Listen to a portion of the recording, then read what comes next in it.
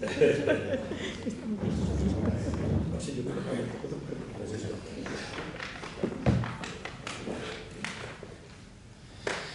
gracias al profesor Gutiérrez Carbajo por este repaso tan exhaustivo, al menos. Bueno, pues controvertido a veces, pero siempre ilustrativo de las pasiones, de los defectos, de los pecados y de las virtudes, ¿no? La verdad es que pues es curioso como efectivamente algo que es consustancial, que es algo natural al hombre, ¿no? Le planteé tantos interrogantes, ¿no? Y que llegué a intentar justificar todas estas acciones que surgen de manera natural, supuestamente, ¿no? Pero es que es verdad que el mundo se mueve por las pasiones. Es cierto que por las pasiones, bien o mal entendidas, se inician las guerras, se destruyen las familias, las parejas, y que de alguna forma también a través de esas pasiones se llega a generar un odio hacia el otro y hacia uno mismo, ¿no? Porque a veces nosotros tampoco llegamos a entender y a perdonarnos esas pasiones. Y luego me ha gustado la última parte, donde ya has circunscrito a terreno religioso desde la literatura. Es importante, ¿no? Esa matización, pues has hecho un repaso de las grandes obras, ¿no? Donde afloran estos temas. Ciertamente me han surgido muchísimas dudas y pues ahora preguntarte sobre todo eso, cuando has sido tan doctor, cuando has sido tan ordenado, pues no es fácil, ¿no? Fíjate que yo pensaba que el gran maestro de las pasiones era Ovidio, ¿no? Y me lo has desmontado, casi me lo has dejado ahí en una segunda división, ¿no? Yo creo que ese sujeto que amó y que efectivamente dejó constancia de ello, ¿no? Ars Amandi, yo creo que es un libro referencial, ¿no? Que además pues, no se arrepentía de sus propias contradicciones, ¿no? Eso no tienes que aclarar. Y aceptaba incluso los pecados, las debilidades, como algo, como decíamos antes, natural, ¿no? Por tanto, bueno, pues me gustaría que anunciases un poquito más, ¿no? ¿Qué opinas de Ovidio? ¿Qué influencia ha tenido posteriormente su percepción de las pasiones? Y en el momento actual, cuando esas pasiones, muchas veces impulsadas por las realidades del poder, tienen también una importancia crucial, ¿cómo crees que están afectando ahora que supuestamente existe una pérdida de valores, ¿no? Cuando ya casi todo está justificado o permitido? ¿Cómo crees que la sociedad acepta esos pecados, esas pasiones y esas contradicciones del ser humano? Sé que es una pregunta muy amplia que está abierta, ¿no? Pero me gustaría que lo aplicases, como digo, al contexto actual. Muy bien, es una pregunta complicada, como es complicado el reto. Yo lo he hecho desde el punto... No soy teólogo, ni he estudiado teología. He estudiado literatura, soy un aficionado a la literatura, a la filosofía, y tuve que hacer económicos por imposición de mi padre, pero después cuando terminé, digo, un individuo que no es rico como yo, que no debe montar una empresa, voy a tener que hacer oposiciones. Estoy haciendo a la vez filología y digo, bueno, coincidió la milicia universitaria y hice oposiciones de instituto. Primero pasé por todos los grados hasta que llegué a catedrático de la universidad. Y bueno, la cuestión esta es que no sé exactamente de quién es la cita, es una cita bíblica, que es no hago el bien que quiero sino el mal que no quiero. Tenemos esta cuestión de... me he olvidado de citar hombre, todas las pasiones que hay en las óperas, en los grandes cuadros flamencos, es que son muchísimas. O sea, realmente se podría hacer una... si hacemos un libro, que no lo vamos a hacer, hay que ilustrarlo con esos grandes cuadros flamencos que hay en Granada, en miles de sitios de la pasión de Cristo. Y por la cuestión de Ovidio, claro, Ovidio tuvo mujeres, pero debía pensar de la mujer lo que Unamuno, que la llamaba mi costumbre, a la mujer, mi costumbre, y entonces, claro, él pues se enamoró de Corina, y es a la que le dedica todo el amor. Y Ovidio tuvo mucha importancia en Marsilio Ficino, en León Hebreo, en todo lo que va a ser después la teoría del amor. Incluso algunos han llegado a decir que el arte de amar de Ovidio es el arte de pecar. O sea que realmente no es... claro, Ovidio pasó, tiene uno de sus tristia que es increíble, que dice: Dum eris felis multos numerabis amigos, tempora se fuere inmubila solo seis. Mientras sea feliz, vas a contar muchos amigos. Cuando los tiempos se vuelvan nublados, estarás solo. Por eso no se queja, que he tenido una desgracia, me han despedido, nadie me llama. Digo, eso no es normal. Nadie quiere a los perdedores, solamente en el cine, y si se llama Humphrey Bogart. Pero en la vida real, nadie quiere a los perdedores, quiere a los ganadores. ¿Cómo tú te vas a pensar que una vez que has perdido te van a llamar? No, ya se olvidarán. Los grandes hombres, realmente esto es un soplo, lo que tenemos, ¿no? Por eso decía el gran Calderón también que de esta vida disfrutemos el rato que la tenemos. Yo creo que estos se supieron disfrutar bastante bien. Y lo que sucede es que en el comportamiento de los hombres es un poco, temen lo que decía Quevedo y lo que decía un hombre de mi pueblo, que decía: no entiende uno este mundo. Este mundo se refiere al pueblo, pero se puede extender a los demás. Si sale mucho uno a tomar el mar, te llaman borracho. Si no sale, dice, estarás enfermo. Dice, bueno, no sé lo que hacer. Y entonces él pues salía, ¿no? Evidentemente. Tenemos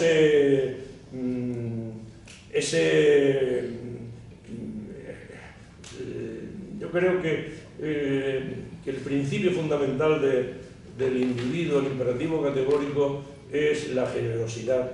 Si Basilio se caracteriza por alguna cosa, por muchas cosas, es por ser un hombre que da más de lo que recibe. Eso no es habitual, no es habitual. Y realmente entregarte a los demás, entregarte en cuerpo y alma a una persona, aunque tenga las veleidades, pues realmente eso es un gran mérito. Y es un placer también, porque es un placer, ¿no? Pero la cuestión de Ovidio quizás me he expresado mal, pero él tuvo más influencia después, sobre todo por lo que va a representar. El mismo en León Hebreo, va a influir mucho Ovidio, y en el Quijote se dice: si hablares de amor con un cesto de onza, tomarás con el gran León Hebreo. Evidentemente, Ovidio sí que fue un gran teórico de las pasiones. Hay mucho sobre los vicios, y después de una infinidad, Bataille, infinidad de gente, ¿no? Cuando se creó el feísmo, el teatro, frente a esta pasión que hay ahora por los cuerpos perfectos, como dice una escritora gallega, que yo no conozco, pero sí he antologado, Valeria Sotero, no, y hay cuerpos perfectos, no te preocupes, no hay cuerpos perfectos. Y hay una cosa muy interesante en la cuestión esta que antes hemos hablado del deseo, del amor, que uno dice, bueno, como ya fulanito con menganita, y como menganito con fulanita. Y claro, hay que pensar en Don Quijote. Cuando van y ven al Don San Lorenzo, dicen, esta mujer no es tan guapa como tú decías. Dice, píntola en mi imaginación como la deseo. Para el amante, la amada o el amado es el más precioso y la más preciosa del mundo. Por eso no debe extrañarnos parejas que nos parecen desiguales, no, para él, para ella. Y después está lo que decía este mismo autor Nietzsche, que incluso de lo más bello se acaba hartando uno, o sea que realmente lo conocido pues buscan los desconocidos, y es un problema muy... aquí no lo tratamos desde el punto de vista ético, desde el punto de vista del pecado. Y, por ejemplo, en la religión mahometana no existe, pero hay una obra que representa en Irak todavía, que es el sacrificio de Hussein, que está tomado de los persas, que no eran realmente árabes. Y el sacrificio de Hussein es muy parecido a la pasión de Cristo, ¿no?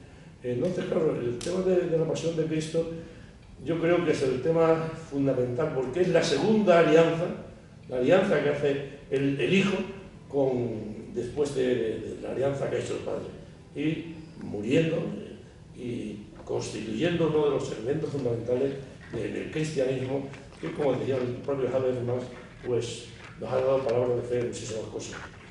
Y yo echo de menos la enseñanza de historia de las religiones, porque difícilmente van a entender los cuadros de los que he hablado, difícilmente van a entender ópera, como no sepan historia de las religiones. Es que no lo saben, no lo saben. Y hablo de profesoras jóvenes, que no entienden esto.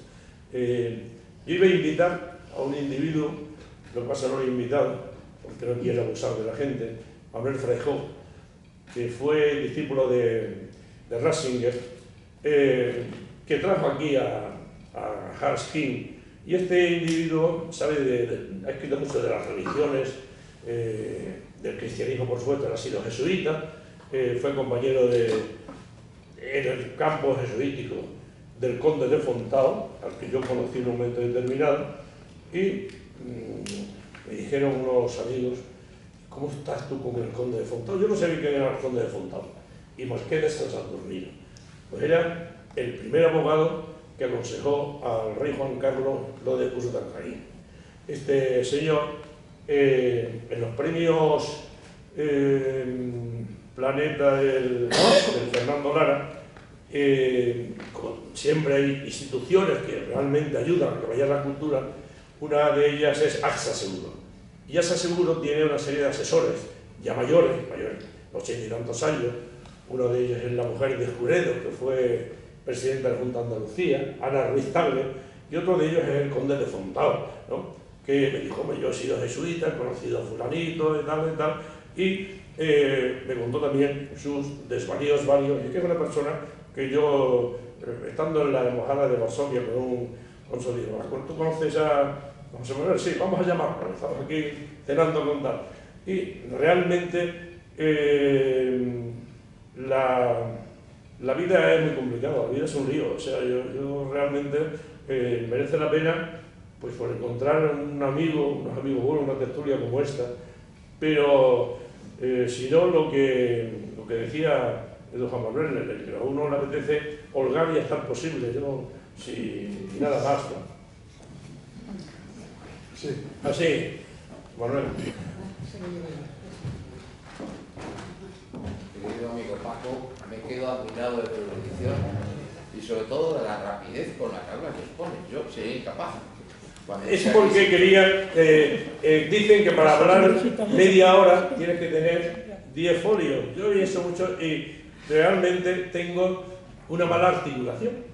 Pero, como decía mi antepasado, Tomás Navarro, algo pariente mío, más vale una buena entonación, una buena articulación.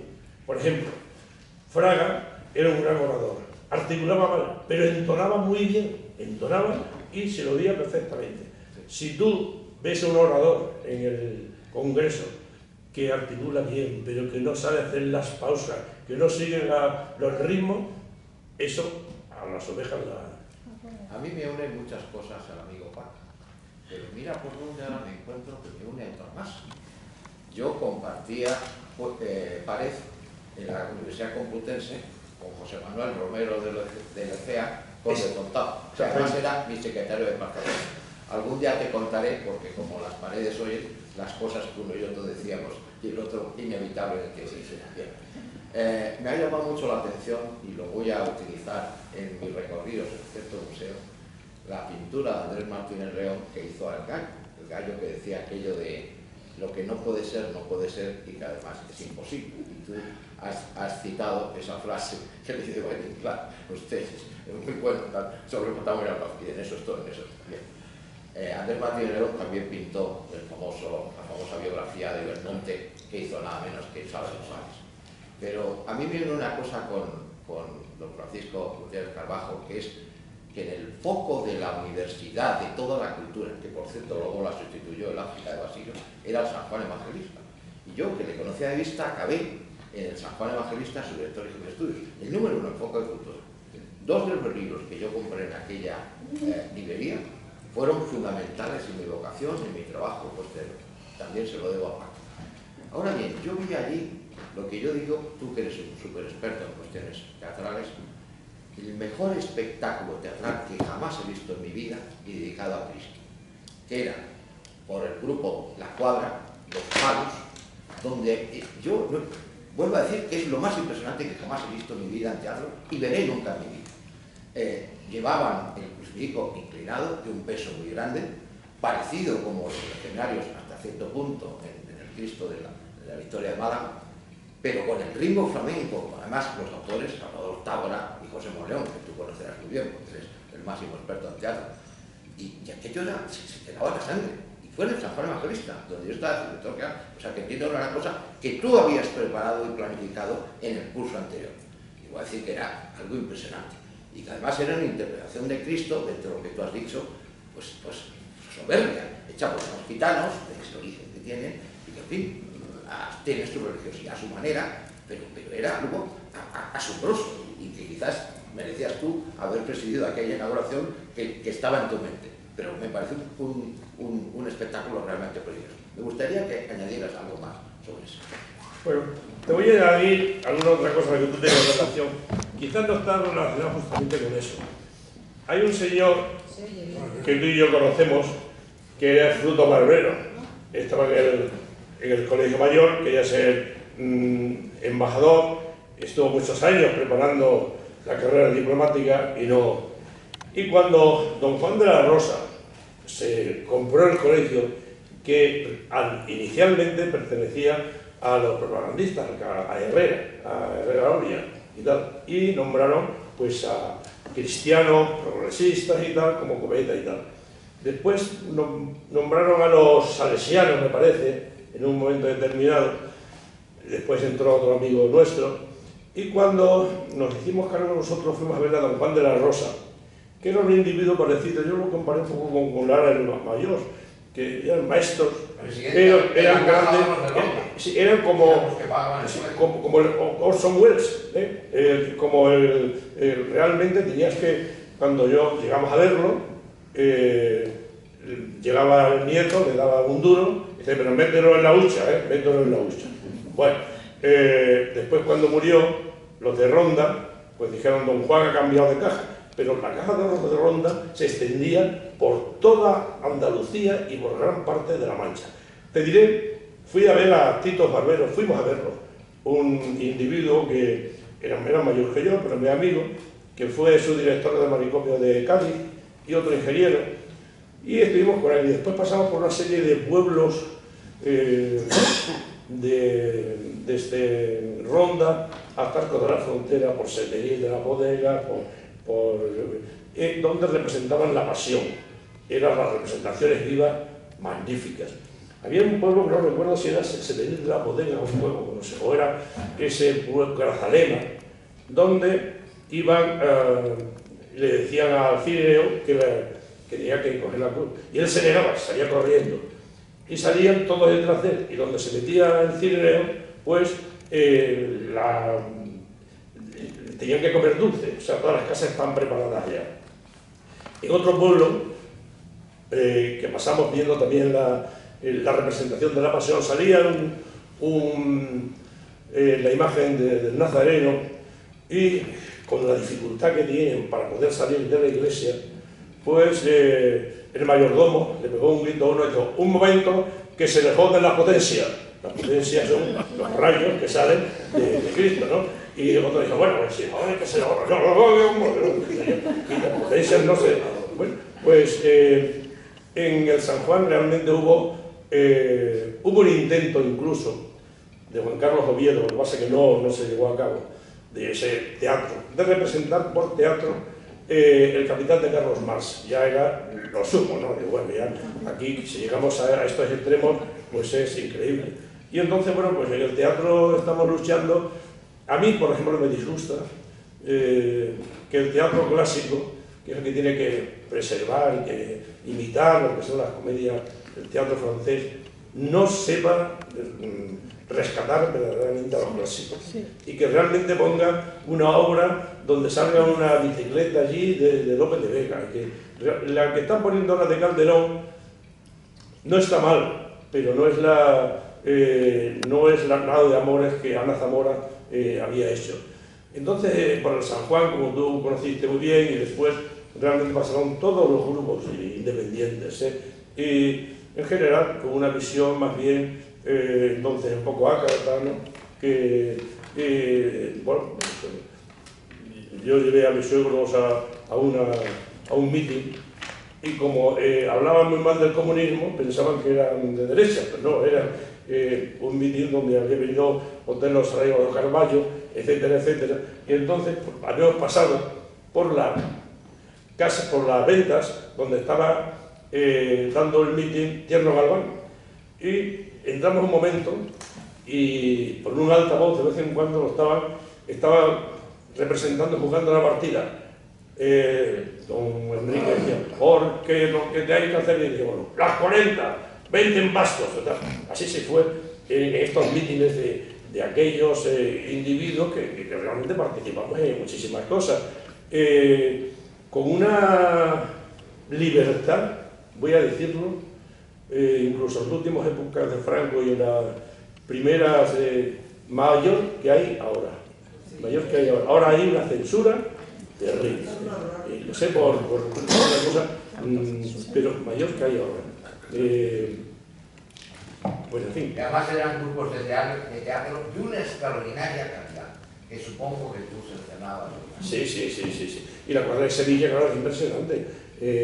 Y bueno, del grupo Quejío, por ejemplo, que hicieron los representantes de Tábora, y con José Monleón y tal, nosotros hicimos un libro que se llamaba Quejío Informe, que era pues un teatro. Bueno, he de decir que ayer, que fue el día de Andalucía, porque no he mencionado las referencias en el cante flamenco a la pasión de Cristo y tal, pero ayer en la fiesta de Andalucía comenzó con una saeta y con la banda de trompetas y tambores. Me pareció una idea magistral que comenzase ese acto. Después fueron nombrados los hijos predilectos de Andalucía, entre ellos el director de la RAE, etcétera, etcétera. Bien, pues en las letras flamencas, por ejemplo, que muchas son misóginas, pues dice, aunque vistas de nazareno y pegues las 3 caías, vestidas de nazareno, en tu palabra no creo, ¿no? Y en una que han cantado saetas muy importantes y han hecho una ópera flamenca, Carmen Linares, Arcángel y algunos más, porque realmente es que la tradición de Semana Santa es impresionante. Esto tiene que ver con la crucifixión, pero no con la pasión, sino más bien desde un punto de vista lúdico. Ya lo he comentado alguna vez. Fui jurado de un concurso de seguidillas en Archidona, de Málaga, donde se premiaban las letras de las... Y una de las letras decía, Peña de Archidona, dame el premiecito, mira que soy muy buena persona y lo necesito. Y bueno, llegó otra que nos gustó bastante, que decía, sentado en la silla, cieguecito y viejo, daba tirones a la seguidilla que crujían los huesos. Bien, está bien. Pero decía Félix Grande, que no le faltaba razón, la seguidilla es una tragedia en primera persona, tienes que cantar tú. Y estaba también Caballero y Pepe Mateo. Y la que ganó fue la siguiente, que decía, al crucificado por ti le recé, y avergonzadito me volvió la espalda cuando te nombré. Dice, ¿cómo sería esa mujer que el crucificado, que perdona todo, cuando le menciona le vuelve la espalda a esa mujer? Esa fue la letra que ganó, y ya está en antologías, la del crucificado. Pero da, hombre, el Cristo de Velázquez de Unamuno, todo lo... es que el arte que hay alrededor del mismo Cristo de Dalí, o sea, es que realmente es impresionante, o sea, es una cosa que es una pena que se haya perdido, que no se rememore. Yo por eso pensaba que era, y me puse a escribir expresamente para esto. Ya digo que seguramente no lo vuelvo a decir, o sea, y porque pensaba además que ahora cerca de la Semana Santa, que es una fiesta maravillosa, y que realmente, bueno, pues es una tradición espléndida, pues la pasión de Cristo no me llama a recordarla, ¿no? ¿Alguien más? Sí, y el señor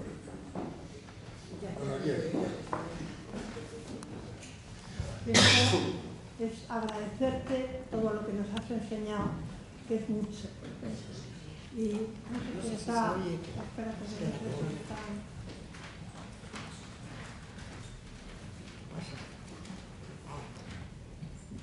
Bien, gracias.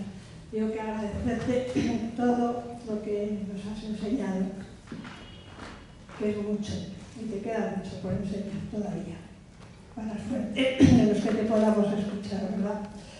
Temas inmensos, las pasiones, pero vamos a quedarnos en el último tema, ya que estamos en vísperas de la Semana Santa, y has hablado de las escenas de la pasión, bueno, y del origen del teatro, ¿verdad?, en España, en la propia Semana Santa, en las escenas, el teatro. Pero yo quería que hablases, que yo les hablaba hacia mis alumnos, que yo les decía, las procesiones de Semana Santa es la mejor esencia de lo que es el barroco. Si queréis entender lo que es el barroco, observar una procesión de Semana Santa donde entran todos los sentidos. Entonces, yo te preguntaría si esa procesión, con todo lo que contiene, el incienso, las saetas, el olor a las flores, las grandes tallas que se mueven, los fuegos de luces, si consideras el valor, que me hables, si puede ser un poquito, de ese valor teatral que tiene per se una procesión y unas imágenes moviéndose por las calles de muchas ciudades españolas, de muchas ciudades de otros países católicos, y el juego que eso da, la fuerza que tiene y cómo se podría lograr, digamos, que la gente más joven, que algunos están enganchando, se enganchen a eso, sean religiosos o no, porque hay allí una fuerza pasional tan fuerte en la propia representación de la pasión que nos encoge el alma. Muchas gracias.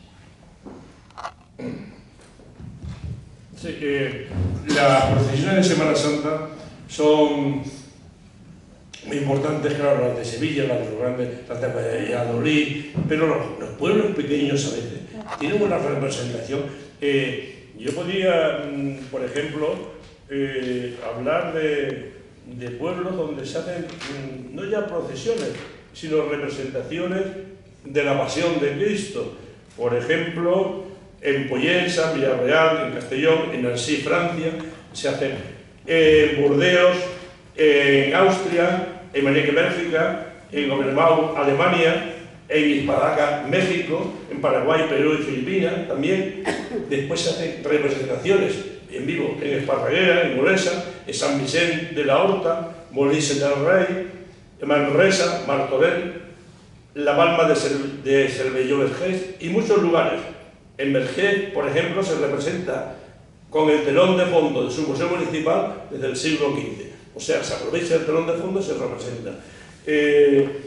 Yo recuerdo que venía siendo considerado como el gran cantador y fue muy amigo mío, camarón de la isla, que decía al santo Cristo de acero le hice de que llorara, ¿qué sería si fuera de carne humana? ¿No? Una cosa así, realmente. O sea, que si de acero lloró, que fuera de carne humana. Realmente se rinde y hay una pasión, y casi todos estos cantadores creen en Dios, o sea, lo primero. Me gusta también eso, nosotros que viajamos bastante en los países árabes, como la creencia en Dios y tal, pues es importante, ¿no? Me encargaron hace ya tiempo, pero después no lo hice, porque no me atrevía mucho.